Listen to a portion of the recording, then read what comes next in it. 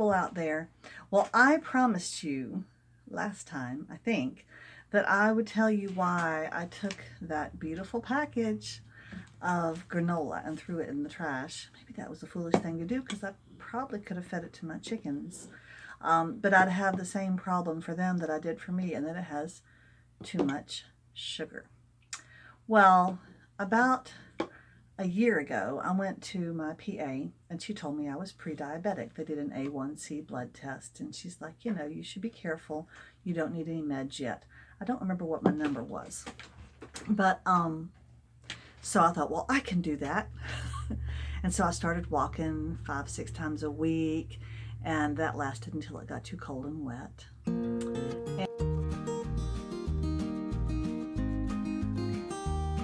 And I thought I would watch what I was eating very carefully, and I did that for a little while, and I don't know, probably around Christmas time I stopped doing that.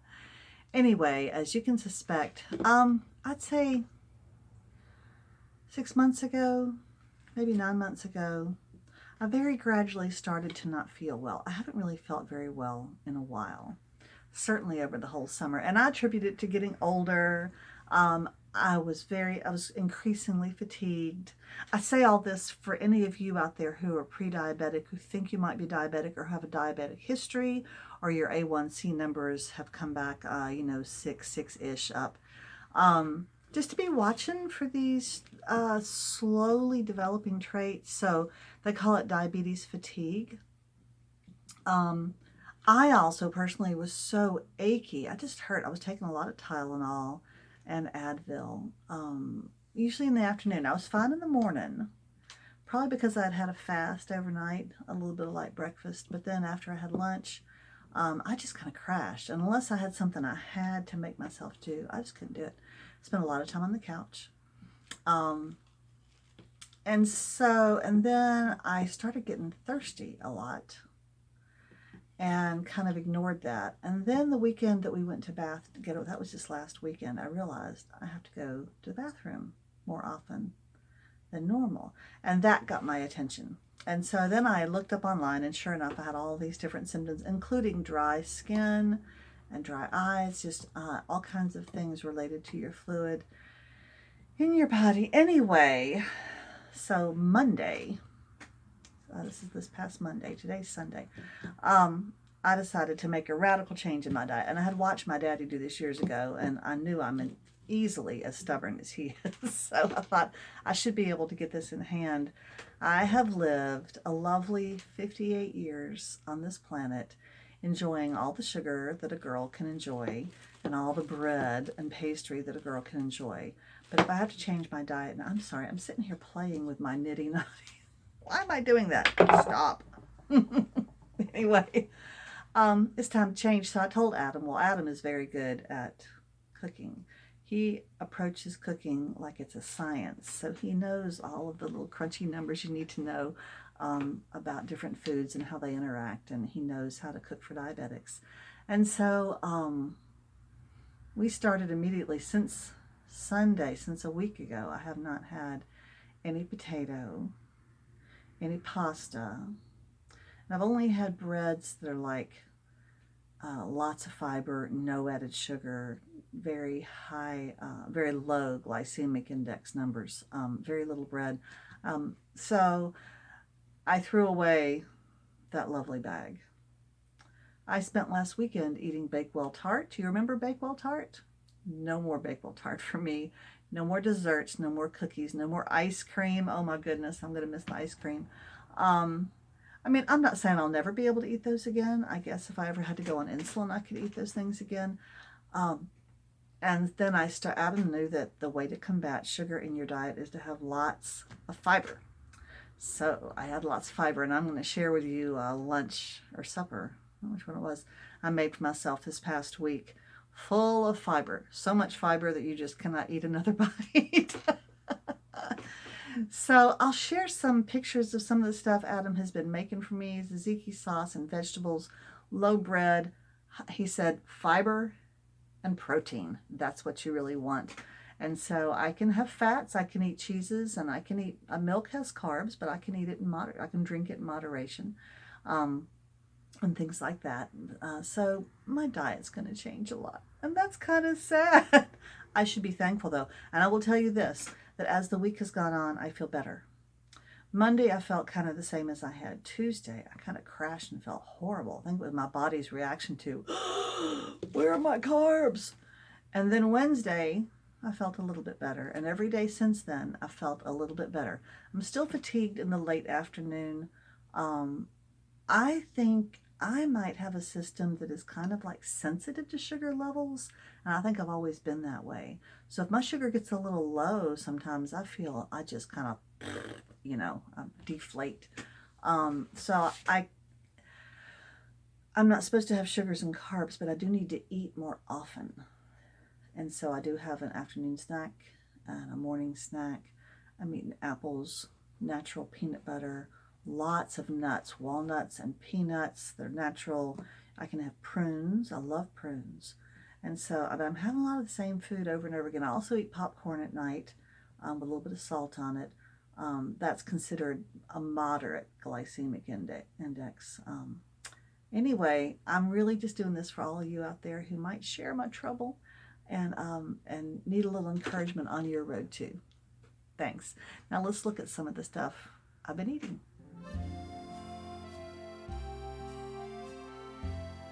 What this is,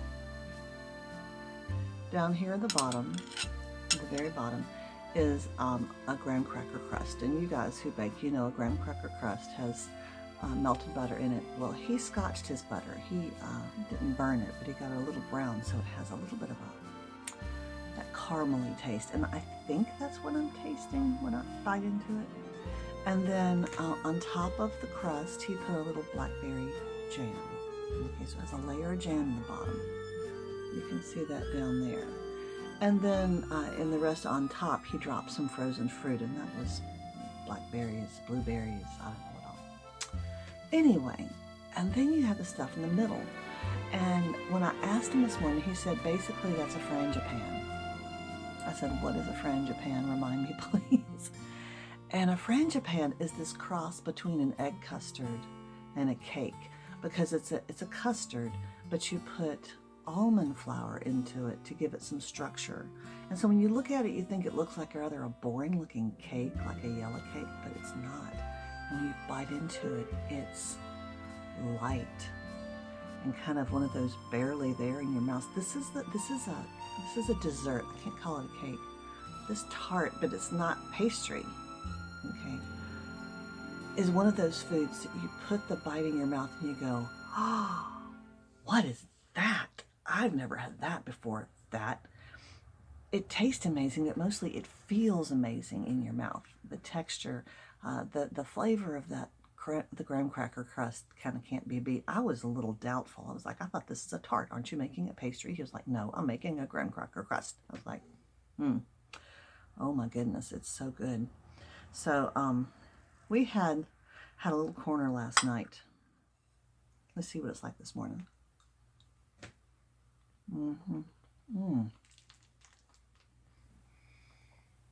Yeah, there's that combination of flavors.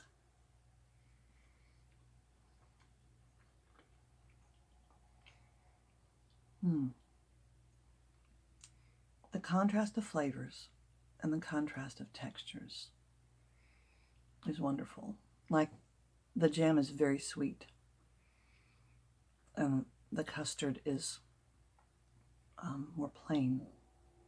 So that's contrast, in contrast to the saltiness of the butter. And then you have this lightness of the custard mixture with the really heaviness, solidity of the graham cracker. Just all that contrast in your mouth is what is interesting when you eat. When things... Adam is making a pizza for lunch in a big cast iron skillet. He's got his own pizza dough under there. Oh, he's got a big bubble. Some nice sauce. What kind of sauce is that, honey? I don't remember. Is it the sauce in the box? It's the red one, not the white organic one. It's the red one. Okay. And there's some nice provolone. Bobo, that's for you. And we've also got some lovely bratwurst he sliced up and heated that's going to go in there too.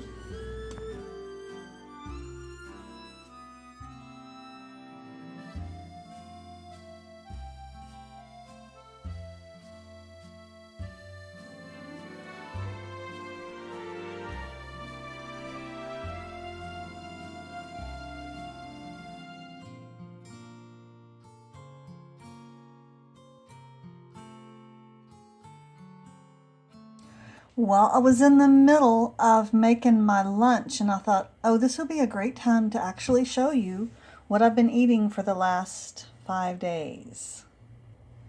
And this is what I do when I cook for myself. When Adam cooks, he actually cooks. I kind of chop things up and just eat them.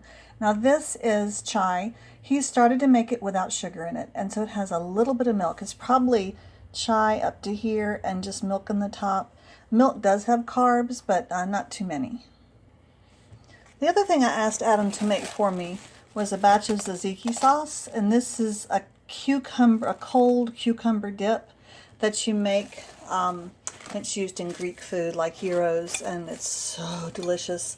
I'm not sure what all's in there, but it does kind of smell like it's like sour cream and cucumber together. So like today, I'm going to have a little bowl of this that I'm going to dip some veggies in. One food that's really good for diabetic people is avocado. Okay, these are foods that are kind of high in fat, but fat is my friend at this point in my life. Fat and protein. And while there are some fruits you really need to avoid, there's others that are really good. So avocado is a great thing. So I'm making a little quick batch of guacamole for me to have, and I'll show you how I'm going to eat that. I did have a half of an avocado the other day just with a little salt on it and just ate it with a spoon, and that's fine too. But honestly, I prefer it with a little bit of sour cream, or you could use yogurt. Yogurt often has sugar. The other thing we have is something called crema. Let me show you what crema is. This is crema. It's Mexican, one of those Mexican things. And it's a sour cream, but it's more liquidy. It's just a little more liquidy and a little more yellow. And we use it when we want a little waterier kind of sauce. I could actually use that today. Maybe I'll use it today. Okay, so I'm going to mash up this avocado with a fork. This avocado is actually perfectly ripe. When I bought a couple, Adam was telling me how, this is not great avocado season, but if you're very careful, if you're not feeling pressured to buy an avocado like you have to, but you're willing to look at them and kind of select some, and they look good on the outside, they're the right color, and you press your thumb right next to the stem. And if you want to eat it that day, it should be fairly soft. If you want to eat it in a day or two, it should have a little bit of give. If it's hard as a rock, but the avocado looks like it's kind of old, then you probably shouldn't buy it. If it looks like a young avocado and it's hard, then that just means it needs to ripen up. Okay, so that looks pretty good. I'm going to put a little bit of salt in there. Not too much. And a little bit of pepper. And avocado really needs lime, so I'll use some lime juice. That's kind of the flavor you want. The other flavor I like in there is cilantro. We don't have any cilantro in the garden right now, but the cilantro seeds that I sprinkled out there a month or so ago have started to come up. They're teeny, so I can't go pick them yet. Okay, and let's do some crema.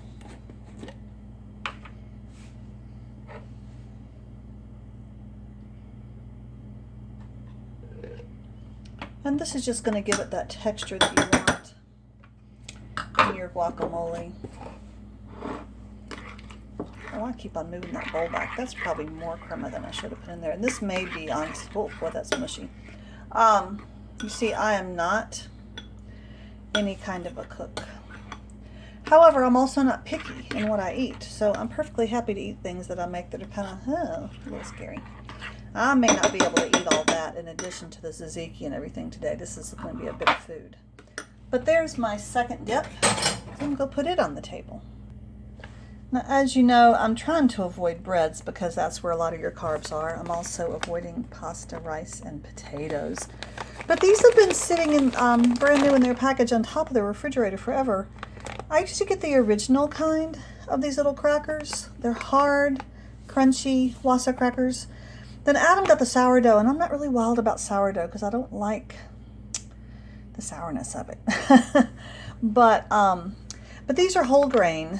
And then, oh gosh, I don't have my glasses on. If you look on the back, dietary fiber, 7%. Total sugar, 0. So that's not too bad. So I've been eating these in moderation. Speaking of sourdough, Adam is starting, he's doing a sourdough starter. Trying to get some sourdough bread made because that will be better. It has a lower glycemic index, lower than any other bread. All that to say, I will probably be using that crackers, a couple of those crackers, as if they were chips, and eating the guacamole on there instead of the other. Now we get these, Adam calls them English cucumbers. They're the cucumbers that come in wax. And I used to think that was horrible because it's plastic, but these ones actually, did I say wax? They come in plastic. And they're not waxed, which is the thing that you really want. Now the other day, when I had cucumbers and some dip, I cut way too many cucumbers, and by the time I got done with lunch, I just thought I was going to die of cucumber overdose. So I'm not going to cut too many today and cover them back up. So yeah, so these are better and they last longer, I think. I don't remember what Adam said, but he vastly prefers these now. And I also got a little plastic covered squash, or for those of you who live elsewhere, a courgette, I think is what you call it. Some people also call this a zucchini, but where I live, a zucchini is green and a squash is yellow. And if it has the funny, boy, this is hard to get into. If it has a neck that comes up and turns, we call that a crook neck squash. Okay.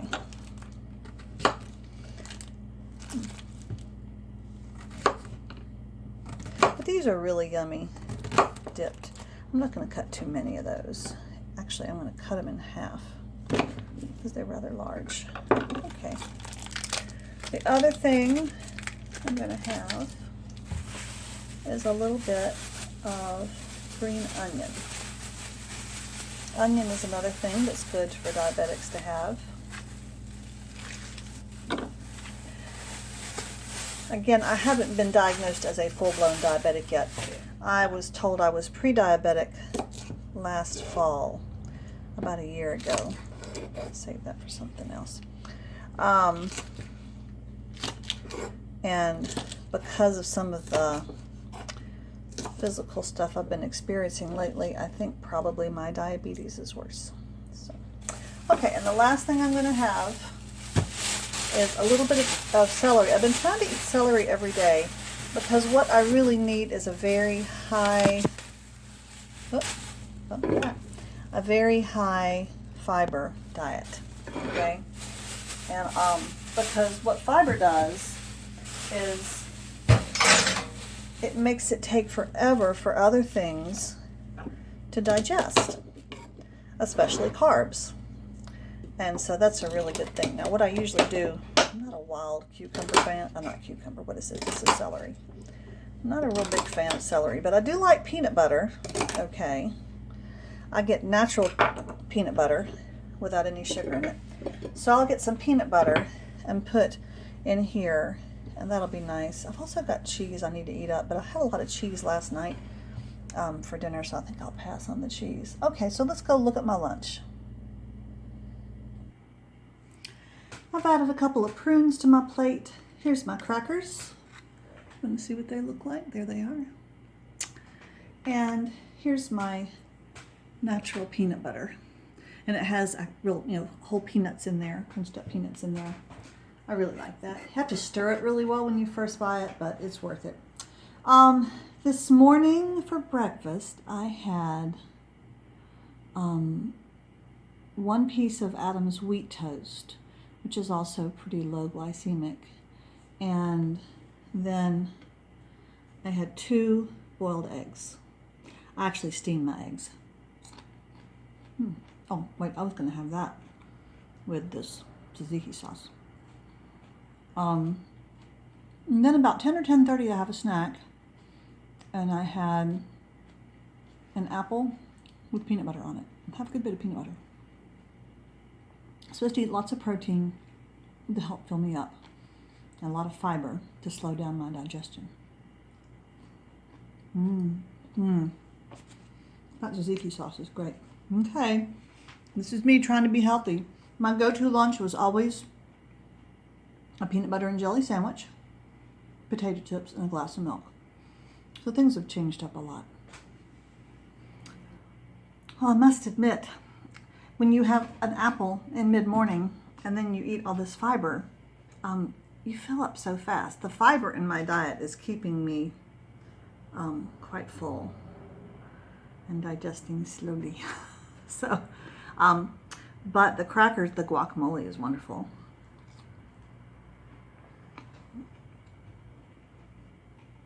I eat prunes almost every day, just a few, maybe 3 or 4. The only, if you want to call it a treat, the only treat I allowed myself is I bought some chocolate, because chocolate actually is, if you didn't know this, chocolate is very high in fiber. Cocoa is. And so if you pick a chocolate bar that's not, that's very high in cocoa and kind of low in sugar, so I got a 72% Ghirardelli. It's not real tasty, so I'm not tempted by it. I had 1 square 2 days ago. It's in the bedroom. I put it not right next to the bed, because then it's a temptation. I put it across the room a little bit, so that if I want it when I get in bed at night, I have to actually get up and go get it. I have to make allowances for myself that way. But that way, if I'm just dying for something yummy, I can have a bite of that. It helps. So far, this is working for me. Diets and I have a fraught history. I've lost weight before. I'm not a big dieter. I don't go on and off of diets. I really hate that kind of thing. I'd rather just be a little chubby the rest of my life. But this is not for weight loss. This is not to fit in my clothes. This is not to look slim. This is really, and it is a health issue. I've known that before. Just being thinner is a health issue, right? We all would like to lose weight for our health. But the reason why this is so important to me is it was really impacting my life. I was exhausted. I was so fatigued for most of the day, every day. I'd say from lunch on. And achy. I don't know what this has to do with glycemic numbers and sugar numbers and diabetes, but I was really achy. I just hurt in my back a lot. I won't say that I have lots of energy now, and I won't say that I'm free from aches and pains, but it's better. It's noticeably better as of about Wednesday, the last 3 days. So we'll see, taking it a little bit at a time. Thanks for coming along on this little journey.